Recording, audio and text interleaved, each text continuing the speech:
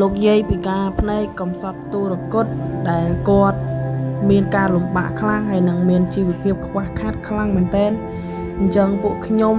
និងក្រុមម៉ូតូបងៗទាំងអស់គ្នាគឺបានមកជួយយាយនៅទីនេះរួមទាំងសម្ភារៈ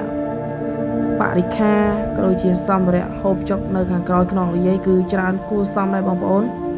ហើយនៅក្នុងវីដេអូនេះក៏សូមអរគុណទៅដល់ប្រធានក្រុមឥន្ទ្រីមាសកម្ពុជាដែលបានបង្កើតកម្មវិធីនេះឡើង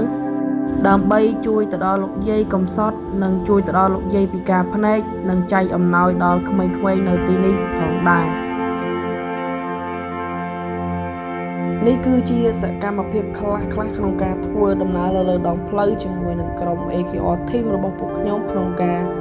ធ្វើកម្មវិធីសប្បុរសធម៌ហើយនៅក្នុងកម្មវិធីនិងសប្បុរសធម៌របស់ពួកយើងក៏មានការចែកអំណោយទៅដល់ក្មេងៗដូចជាសភៅប៊ិចខ្មៅដៃជលុកនិងលុយបន្តិចបន្តួចដល់បងប្អូនផងដែរបងប្អូននិងក្មេងៗនៅទីនេះគឺមានច្រើនគួរសមដែរ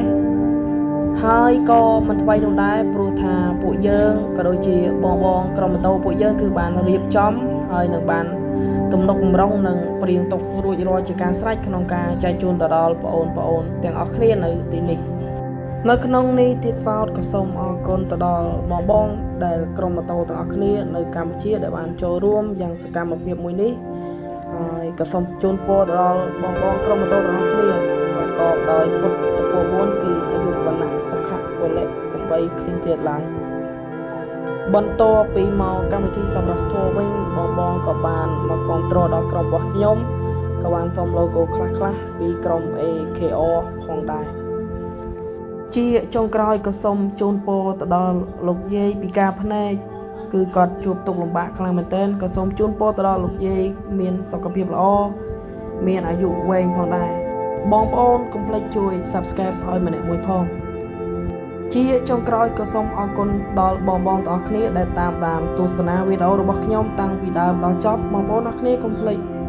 ជួយ like ក៏ដូចជាជួយ comment និងការលើកទឹកចិត្តរបស់ក្រុមខ្ញុំម្នាក់មួយផងសូមអរគុណសូមជម្រាបលា